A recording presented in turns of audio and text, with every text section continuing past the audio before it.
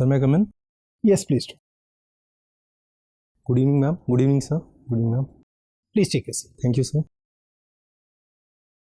You're Mr. Vivek Tiwari. Yes, sir. Vivek, will English be your preferred medium for interview? Yes, sir. And you're comfortable wearing mask, or you would like to remove your mask? I can remove the mask, sir. Please do. Thank you, sir. You're vaccinated? Yes, sir. You're yes, vaccinated. I'm vaccinated. Fine then, Vivek. Introduce yourself to board. So, my name is Vivek Tiwari. I am from Mirzapur, Uttar Pradesh. I have graduated in Mechanical Engineering from KIT College, Ghaziabad. And after that, I worked with NTPC and ONGC Limited. And currently, I'm working with Indian Ordnance Factory Services. And with regard to my hobbies, I like to watch web series and do HIIT workouts, sir. Vivek, you mentioned that you're currently with the Ordnance Factory Services. Yes, sir. Is that through Civil Services, UPSC? I got into that engineering services, sir. Engineering Yes, branch. sir. Right. And currently you're posted? Dehradun, sir. Still under training, or you are No, sir, with training what? has been completed. I am posted. So you're currently works manager? Assistant works manager. AWM. Right. So, but if you were already with ONGC, why you opted for Ordnance Factory rather than ONGC itself? So when Eventually, even Ordnance Factory are becoming PSU. Yes, sir. So why not be in a PSU which is of a greater standing? Yes, sir. But when I was in my college, I always aimed to get into the engineering services. But however, along with that, engineering services takes a long year process. So I also appeared for the GATE examination and got into the 2 PSUs. But I continued with my preparation of engineering services, and when I cleared that, I finally joined Ordnance Factories as a service. And the corporatization which has happened, sir, that happened after my joining, and I don't have any with regard to corporatization also, sir.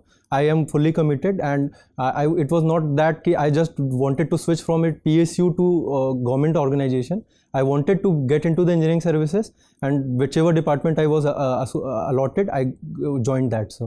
What are your responsibilities in the Dehradun Ordnance Factory? So I have been assigned the assembly section, and in that whatever products come, and they are all assembled, and later they are dispatched to the customer, sir. So I am divisional officer of assembly section, sir. Okay, and you were trained as mechanical engineer, right? Yes, sir. So if you talk about, say, the core mechanical engineering, which you have studied a lot, tell me, when we talk about IC engine, what the advantages from switching from an external engine like a steam engine to an internal combustion engine like IC engine? Why at all have a chamber and then have the mechanical energy rather than having an open? It will burn completely, there will be lesser pollution. So you got my question? So with regard to external combustion, external versus internal combustion. Yes. Advantages.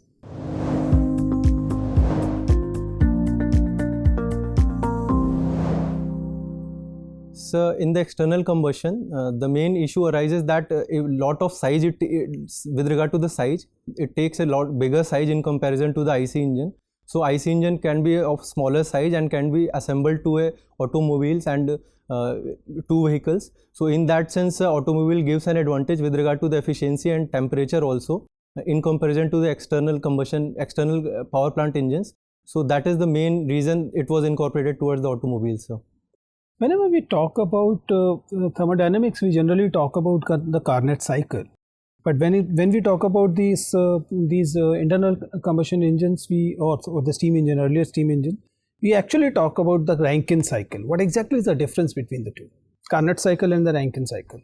Yes, sir. In the Carnot cycle, heat addition and heat rejection takes place at a constant temperature, whereas in the Rankine cycle, heat addition and heat rejection takes place at a constant pressure.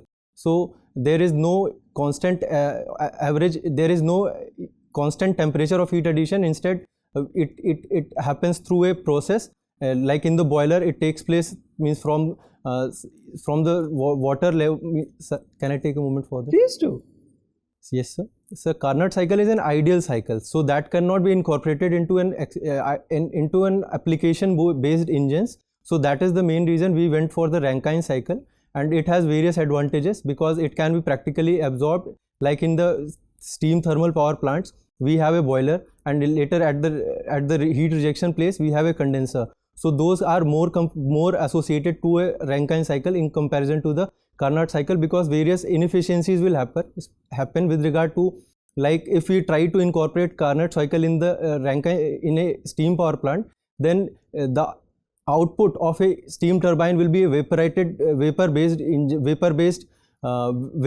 output, and that will be impacting our steam turbines. It is not the case with the Rankine cycle, where the output is 0.8 or 0.9 of a dry steam, sir. Thank you, Vivek. Thank you, sir. Vivek, you are from Mirzapur. Yes, sir. What is unique in Mirzapur? Yes, sir. There are 2-3 things unique with regard to Mirzapur. First one being there is Vindhyachal temple, that is very much famous and holy place, and especially in the Navratri, people come over there for pilgrimage. Secondly, sir, Mirzapur is also famous for carpet, especially along with the Bhadohi.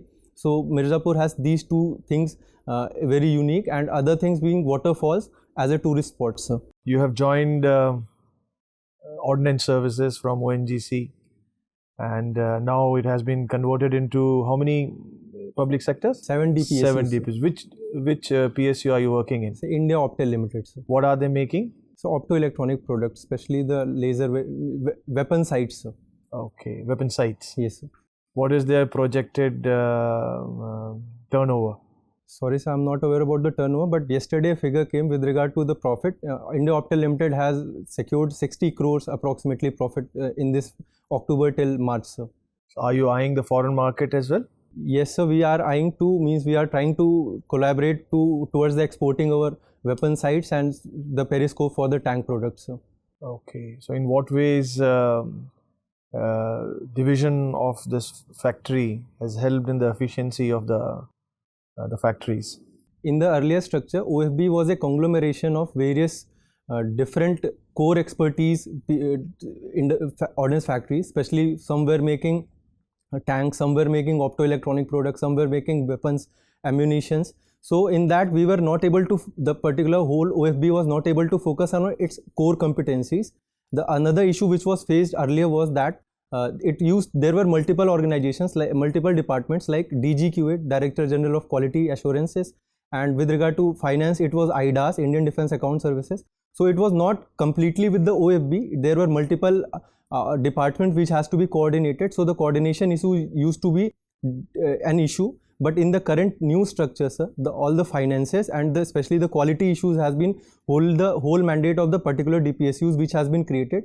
So that gives a streamlining of the process, and even if any flaws being, if any changes have to be made, so it takes a less amount of time, and it is also recognized at a proper interval of time and duly corrected, sir. But don't you think that quality assurance should be done by an independent agency rather than the producer himself?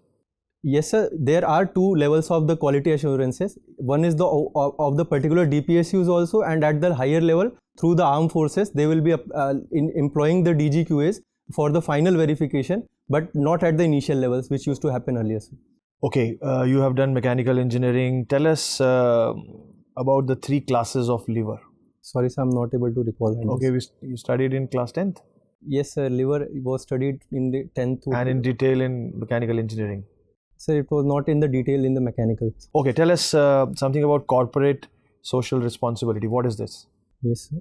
So corporate social responsibility is the mandate which has been given to the corporate organizations, especially working for corporate organizations. They have to do the 2% of their last 3 years profit towards the development of the society in which they are working, with regard to the, like, they are working for the education, health, or skilling of the particular people or community in which they are working, sir. So, okay, suppose you are the head of the district and you have to enhance the social corporate responsibility. So how you can invite the corporate sector and motivate them to play a bigger role in the society? Yes, sir. With regard to, I'll be talking to the particular GM or whosoever at that place, or head of that corporate structure at that district, and we will be also highlighting him the few issues in which they could be using their funds, especially of the CSR funds, towards the concerns of the district. If there is education or health issues, or particularly health skilling issues are there, so I could be highlighting them those issues and their contribution which could make happen towards that development of the district, and it will also add towards their acceptance in that community, especially in that district, as it is also done in the Assam, sir. ONGC does a lot of CSR projects in order to being accepted at that places, because many times it happens that people feel that it is an outside company. So in order to give the acceptance purpose also to the particular organization in that particular community and district, I will be also highlighting them this aspect, sir. Thank you. Thank you, sir. Good afternoon. Good afternoon, ma'am. So if I ask you, Vivek, which are name 3 technologies which you would want to use, which Indian government has still not used in a large scale, and how would you use it in context of governance? What kind of technologies would you want to rope in? Ma'am, can I take a moment? Yes. Ma'am, overall governance, like we can also employ the e-vehicles for the transportation and the overall transportation of the governance in the sector. So one could be the use of the e-vehicles, especially in the current context, as we are facing the issues of the increased crude oil prices.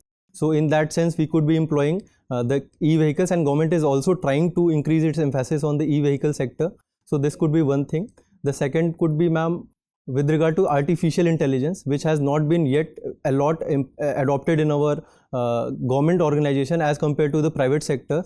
So artificial intelligence and Internet of Things, sensor-based technology, so that there is no need of physical presence of people at few places, which could be done by some sensors or machines. So in what areas do you think this IoT or artificial intelligence can be of use? Can you be more specific? Yes, ma'am. Like many times it happens that if any measurement has to be taken with regard to solar insolation, if it is happening, or temperature of any particular place, people go over there and take the temperature by the thermometers and all those things. We could be also... Who does that? Where do we actually measure temperature by thermometers?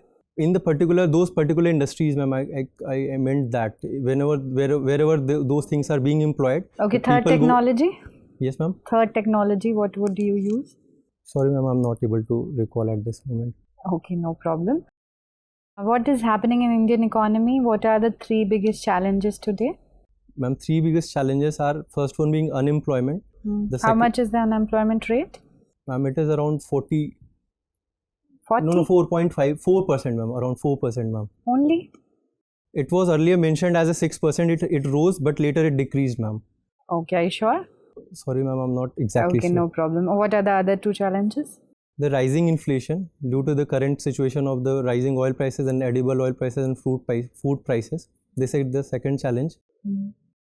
The third one being, sorry, I'm not able to recall at this one. Any challenge which you can think of.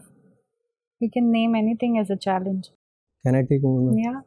Yes, ma'am. Imports, like we are very much dependent on the import, especially of the crude oil.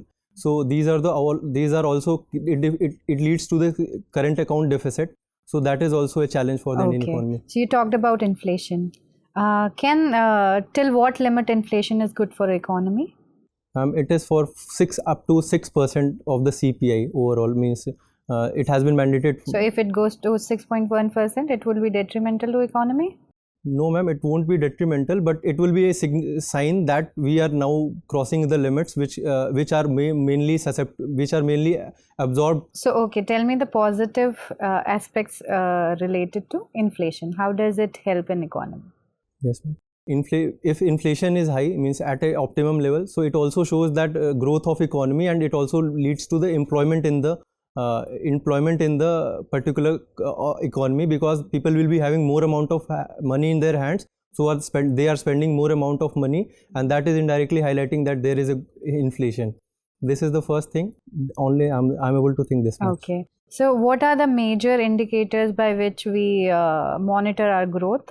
GDP is one. Ma'am, our exports. So you think we actually measure them appropriately, or you want to have some other measures or other indicators so that growth can be actually measured in a better way?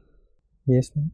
What kind of indicator? Human Development Index should be incorporated so that growth... We don't measure HDI now? We do, I think. We rank states on basis of that. Yes, ma'am. But not at a very, means we are not emphasizing on that very much in contrast to the GDP. Okay, what are the components of Human Development Index? Ma'am, education, health and employment, job, ma'am. Okay. These are three major key factors in that. Okay. My last question to you. Can you suggest any indicator which you think has not been devised yet, but it should be included? Monitoring of growth or any country's growth in general. Ma'am, though it has been till in few states it has been incorporated, especially the economic front, environmental front. So it could be also done at the national level, so that we are also able to incorporate the externalities which we No, are. you didn't get my question, I think. I said, can you suggest any indicator or measure which is not yet in our measuring indicators, which you think that criteria should be there? It could be anything. Sorry, ma'am. Okay, no problem. Thank you. Vivek, recently world over some of the islands are in news because of the geopolitics. Can you tell me which islands? Ma'am, Solomon Island is in news because. And one more is in news. Kuril Islands. Have you heard about it? Yes, ma'am. Okay. Tell me, what is the dispute with respect to both of these islands? Ma'am, with regard to the Solomon Island, China is now trying to increase its influence in the Solomon Island, and it has signed an agreement whose details have not officially been out in the news, out in the public domain, and it is now a challenge towards the, especially with regard to the Indo-Pacific and Pacific trade and economic activities whichever happens through that region. And it has now kind of hegemony war between the USA and the China. Okay, and Kuril Island?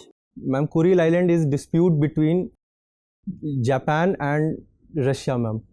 So there it has been a dispute since a very long time, and in the past Japan used to have its say on that, and it is being disputed that who finally has the right over those islands. So it is a dispute at present in between the. Right now it's under whose sovereignty? Russia, ma'am. Russia. Okay. Looking at the entire happenings around the globe, do you think that we are moving from world order to world disorder? The hegemonic wars, the actual wars, and so many disputes between countries. Yes, ma'am. In the current scenario, especially with regard to the current Russia-Ukraine war, world has been now, it seems that world is being divided into various factions. Like there is a faction with regard to the Western power, USA and European nations.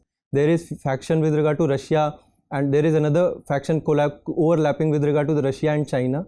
And there are also few countries who are trying to assert their own independent foreign policy, especially with regard to India.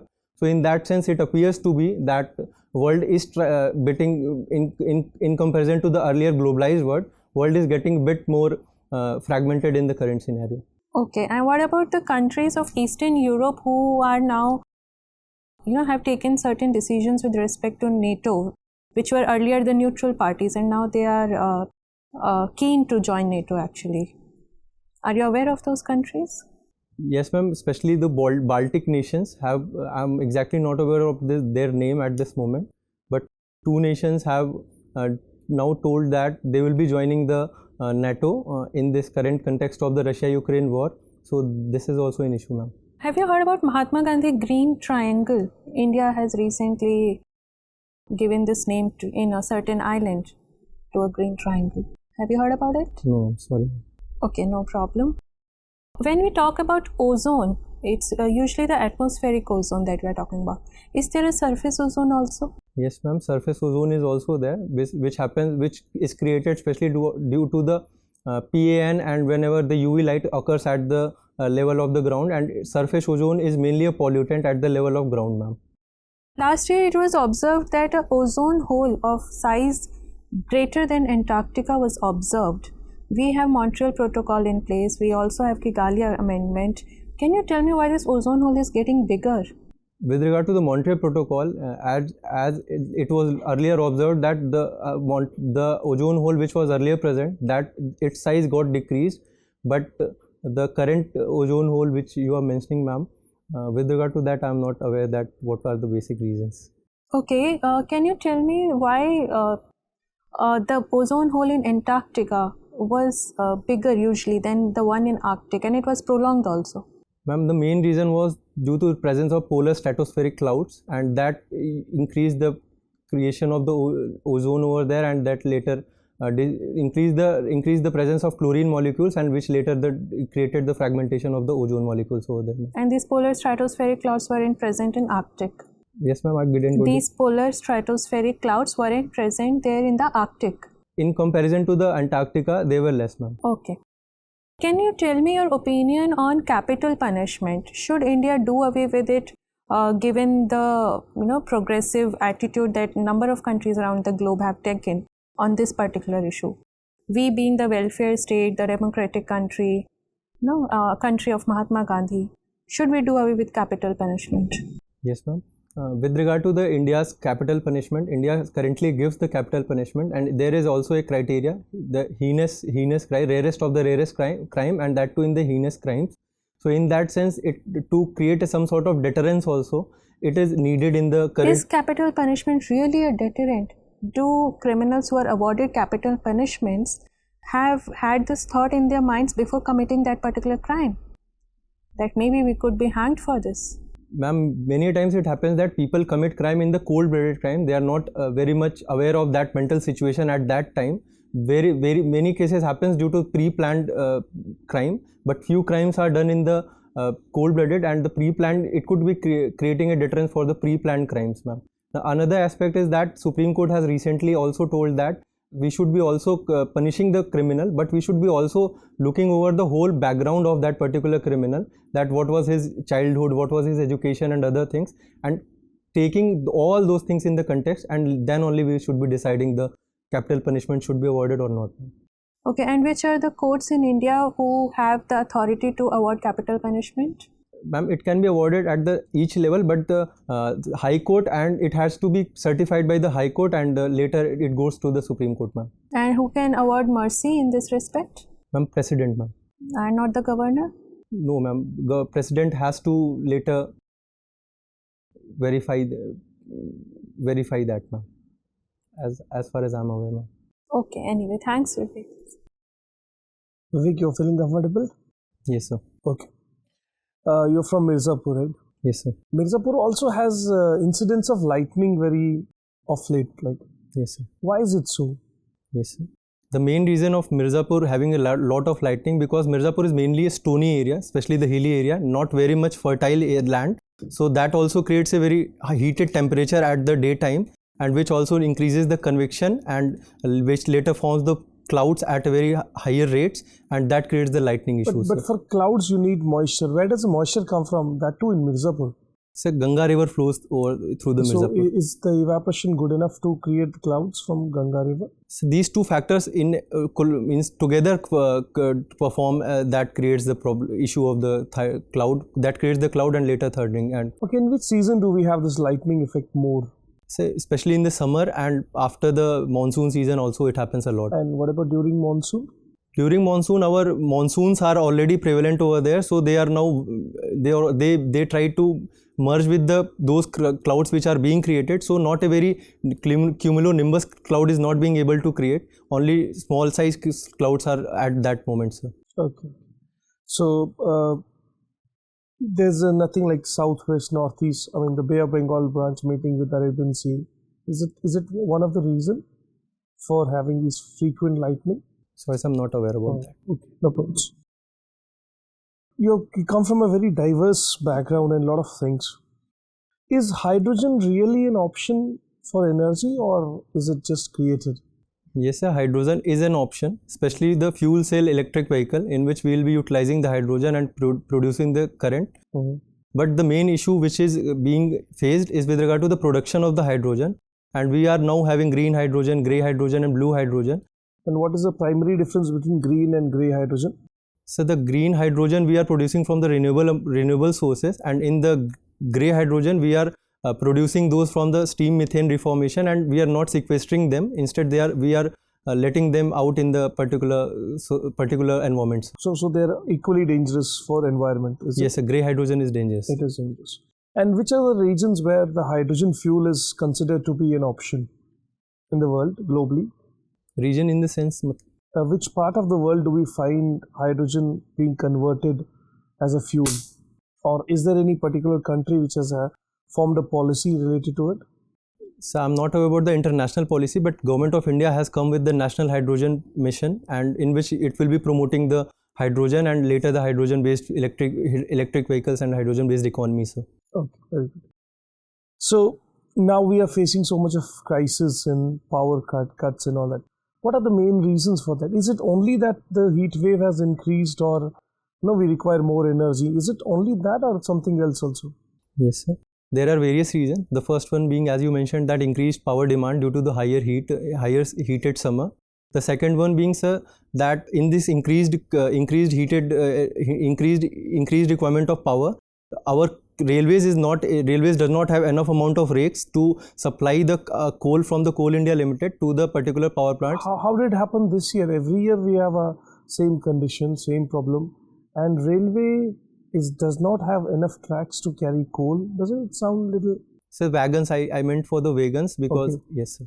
And nothing to do with the coal imports. Do we import coal? Yes, sir. We import the coal, and in the current context, we are importing it from the Indonesia, and that is having a high amount of calorific value. So we also import from the Australia. So now central government has also told the states to import the coal, especially mainly for the next 3 years, because we have been now introducing our private player mainly in the coal sector, but they will be optimizing their production in the next 3 years. So by that time they have to be dependent upon the import also. Sir. Do we import it from Russia? Is there any chance of that we import from Russia? Sorry, sir, I'm not aware about that. Okay, thank you. Okay, Vivek. Yes, sir. Vivek, you're coming from Mirzapur. Yes, sir. Can you tell me any two important airports in Uttar Pradesh which are directly connected by flights? Which are directly connected by flights? I mean, can you fly from one city of Uttar Pradesh to another city of Uttar Pradesh?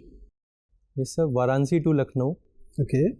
And Allahabad has also its airport, though it is also of the military air force. Military Varanasi to Lucknow, you have a direct flight, or you have to go by Delhi?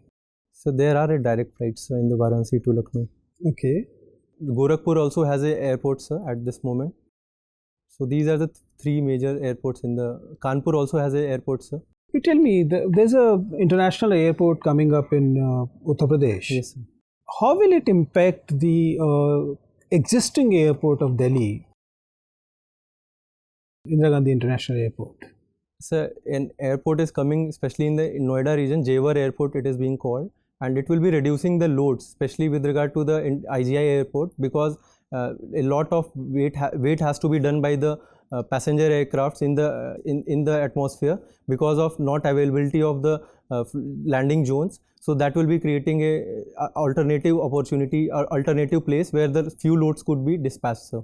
Okay, so this is the advantage, but will there be any disadvantage also? Having another competing airport coming in the vicinity, will it impact the financial viability of the already successful airport in Delhi? Yes, sir. In that contrast, many new sectors, especially the IT sectors and the other sector, will be now more developing towards the Noida region. So it could be a chance that few of the major IT hubs or other major corporate hubs could be mainly shifting towards the near of the Jewar airport. So in that sense, economic loss could be happening to the Delhi, sir. Must have read the Indian Constitution? Yes, sir. Tell me, which is the most beautiful article of the Indian Constitution? So Article 32, sir. Article 32 is the most beautiful article, even better than the freedoms and other in the same part, other articles which guarantee constitutionally guarantee the fundamental rights. Why? So it also comes under the right. But and if you are not having Article 32, just having the rights, and we are not able to get it enforced through the courts, that will be a kind of less use. So in that sense, Article 32 is guarantor of those rights which are already mentioned in the fundamental part 3 of the fundamental rights. And there must be some article which is ugliest. You don't want you wish it had not been there in the Constitution, but unfortunately we are forced to have. Sorry, sir, I'm not aware. I haven't felt for any such article that it should have been in our Constitution, sir. Okay. Fine, Vivek. Nice talking to you. Your interview is over. You can go now. Thank you, sir. Thank you, ma'am.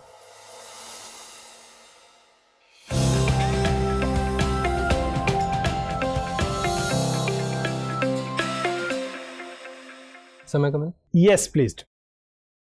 Vivek, will you be wearing the same dress? Yes, sir. Wait. So, is it going to be your first interview at the UPSC as far as the civil services is concerned? Yes, sir. Hatalo. Tell me, you are happy with your performance? No, sir. No. What are the areas you believe you could have done better? Especially the economy and science and tech. So I couldn't recall those things which were especially the questions from the ma'am. Okay. Were you feeling some kind of anxiety in general? So I couldn't sleep well today. So that was the reason that I was like. See, I don't understand, Vivek. You are a very, very good candidate. And you have seen a lot of success in life, right? Yes, it's not that you can claim that life been unfair to you, right? You have your share of success, and you were with nice institutions, even and if you look at the overall performance, it appears that maybe, I mean, you're taking the conversation a little bit too seriously, right? I mean, it is at the end of the day, it is just another interview, just another interaction for another job. Yes, sir. So don't unnecessarily take a lot of load of it. Yes, sir. Getting my point? Yes, I mean, just go slow on it. Just go relax on it. Not slow, but relax. I understand that it's a very important occasion. I know this is opportunity of lifetime. But at the end of the day, if you're not enjoying it, it will not give you the return. Yes, sir. You need to enjoy the conversation. Forget it, where it leading to. Okay, that will come later. Right now, what matters is that whether you're enjoying these 30 minutes or not. Yes, sir. That is the most important thing. Considering that you had a lot of success, and obviously that success was not a result of any charity. You got it because you deserved it, right? In the past and in the engineering services, and now being present here. Right now, it appears unnecessarily that you are not enjoying even those past success. My advice to begin with will be just be relaxed, enjoy the whole thing.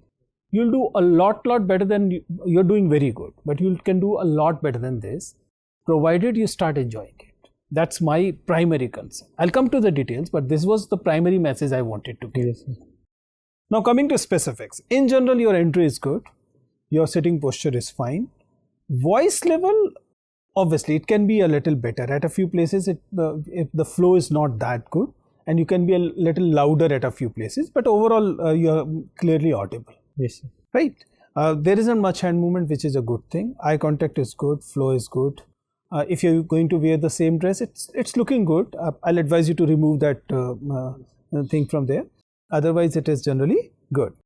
Coming to the communication vis-a-vis questions, you have this tendency of giving long answers at a few places, especially when you're giving technical answers. You try and make it a mains-like replies. Yes, sir. Especially in technical answers, you have to realize that maybe the person who is asking the question is aware of the issue. Rest of the members in the board are going to be unaware, not really technically literate. So you have to break that answer into something which is understandable to even a layman. That's the primary condition. And then you have to be concise on this. Because if the technical answers are too long, then the other members are likely to lose interest in you, which will not go in your favor, right? So what you have to do is in technical answers concerning mechanical engineering or whatever, make sure that it is concise and it is worded in a way that even a layman is able to find what you're talking about. Not necessarily the equations and everything, but okay, he is talking about this particular thing, which I know. Yes, sir. Got my concern? Yes, sir. That you can do. Coming to other things, overall you were looking a little stressed, but then that we have already discussed. So your listening sometimes can be a little better. Listening means you listen to the question and you are able to arrive at the core demand of the board member to begin with, right? That you can do a little better. Whenever you are served with the question which are analytical, open-ended or creative, then saying sorry is not a good idea. I can understand the factual question you may or may not know. But if you're given an open-ended question, okay, what do you think is going to be? What is your opinion on that? my advice will be that you should attempt it rather than saying sorry, because it cannot be a wrong answer. Yes, sir. You are giving your perception, and there you have opportunity to give the originality, show the originality of yours. Even if a mundane question is asked, what will you do in such a situation? And you know there are mundane answers to it. Finish them off fatafat and then reach to at least one point which is original of yours, if you have opportunity in that, right? That will definitely help you. Last, when you were discussing the capital punishment, or whenever you have opportunity to discuss anything which is which has to do with your sensitivity and the progressiveness, my advice will be that try and show the progressive part of your personality. I mean, I'm suggesting you to rethink on your stand on capital punishment. At least in the first instance, you should show that progressiveness aspect. Why the places where there is no capital punishment are a nice, desirable situation. We may or may not be in position to have it right there, but that is a right thing to do. Yes, sir. So eventually we should do that. At least that kind of a message should come. You getting the whole thing? Other things you are already handling well. Your understanding in the engineering aspect, in the technical aspect is very good, and that is your strength. When you discuss your current work profile and etc., you're doing it fine, right? Yes, sir. All the best. Thank you, sir. Thank you, ma'am. Thank you, sir.